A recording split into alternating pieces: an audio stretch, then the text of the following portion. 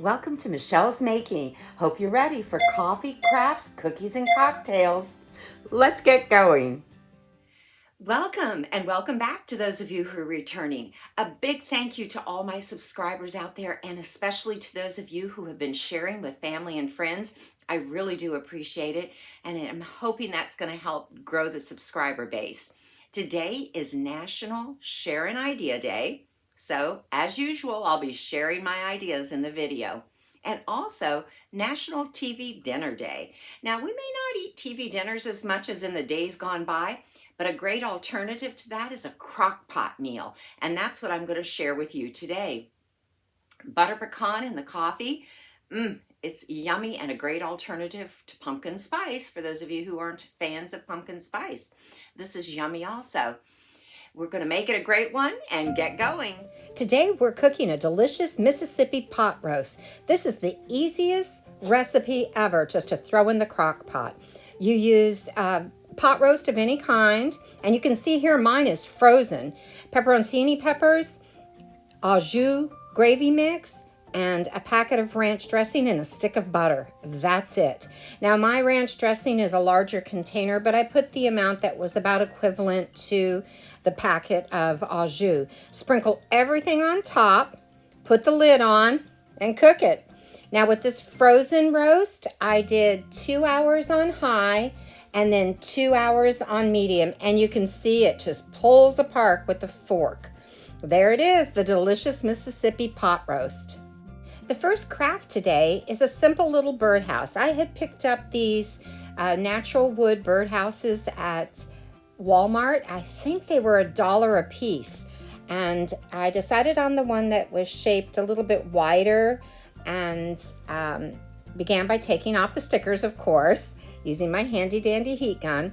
And then I picked fall colors, and I kind of mix and match my paints sometimes to create a color that I really like.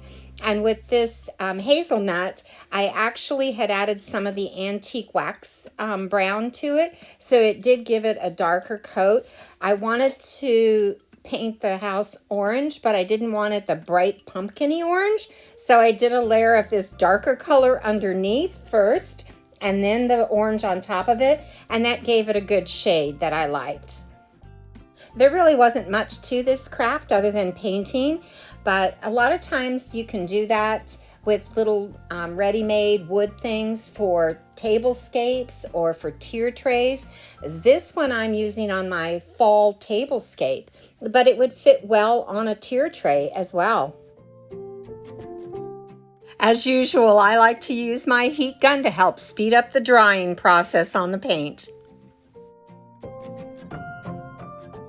For the roof, I used cashew mixed with a little of the antique wax, and it made a perfect color that was going to match my decor. So I finished up the paint, and then I found a little tiny bird. That's a pack of birds, actually. There were 6 to the pack at Hobby Lobby, and I glued it right on the little perch there, and that's all there was to this simple little piece of decor that just lends itself to autumn. The next craft is a tier tray breadboard. I had picked up this little breadboard at Hobby Lobby. I believe it was $3.99 for 40% off, so it was just a couple of bucks.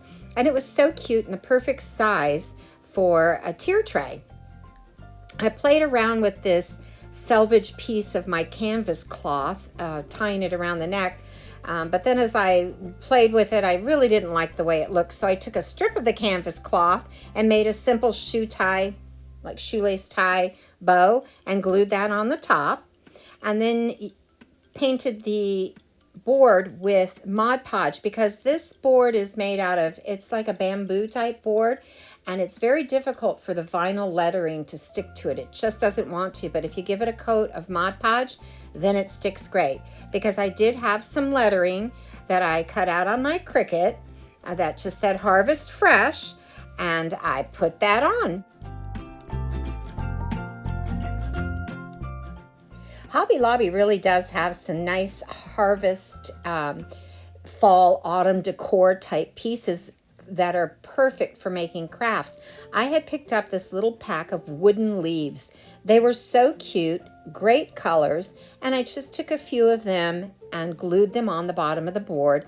And then I had a little like plastic or ceramic type acorn I added in there as well. And that's our tier tray breadboard. The next craft was actually two different crafts I was working on at the same time. One is this autumn corn board, and another is the You Pick pumpkin sign, both that could be used on tier trays. I actually put the corn one in my window, and the other I did put on a tier tray. All of these supplies did come from Dollar Tree. And these are little crate or pallet looking signs that come in different shapes and different sizes. And the corn was just individual pieces of corn they were selling. I did go over the corn with my custom made paint color. And I encourage you to play around with the paints you have and blend your own colors, just adding until you find something that you like. Let me know in the comments, do you like to blend paint colors, or do you prefer just to find the paint color already mixed, the one you want? But I painted the corn and the palettes.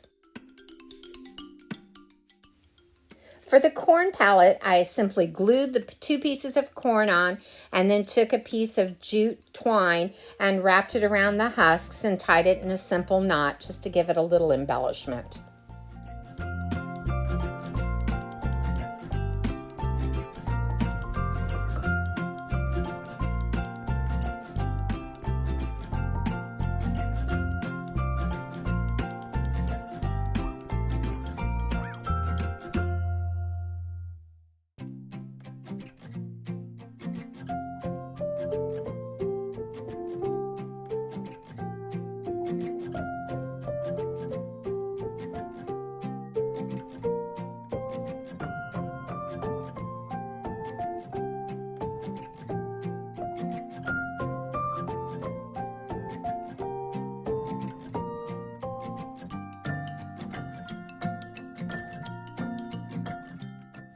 For the You Pick pumpkin sign, I printed out or cut out vinyl lettering that says You Pick with an arrow and put it at the top of the sign.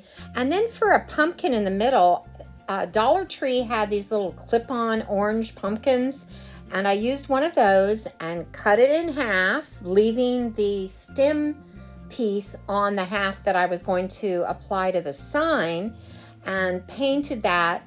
And the neat thing about this, when I painted it, it actually took on some of the texture that kind of looked rough and almost like it really looked like a gourd or what a pumpkin would look like. And I really liked the way that turned out. And again, the color was just kind of a self-mixed color that I put on. Cutting the pumpkin in half was a little bit challenging for just being a simple styrofoam pumpkin, but I think it was just that paint on the outside was pretty thick, and I had to get through that. Once I did that, it broke apart easily. And for the bottom, I just took some raffia from my hula skirt that I'm still using up the raffia of, and did some strips and tied them together with some jute twine just to give some embellishment at the bottom, and then glued a couple of little tiny leaves on top of that.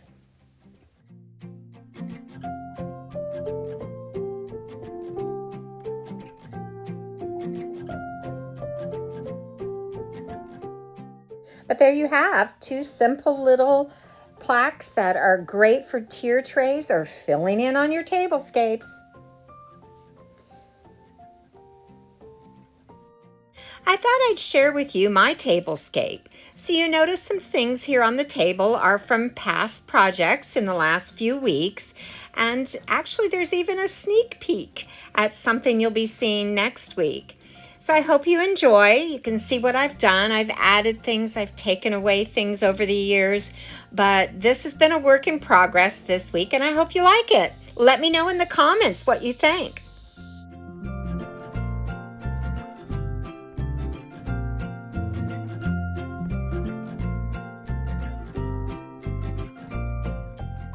Now it's time for that adult beverage, a Pink Apple Martini.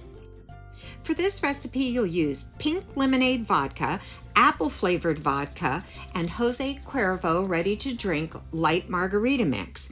This will be built over ice in the shaker, and you will shake, shake, shake all ingredients until it's well chilled and your glass is chilling at the same time. Don't worry, the recipe will be in the description box. But you pour it into your glass and the only thing left is to enjoy.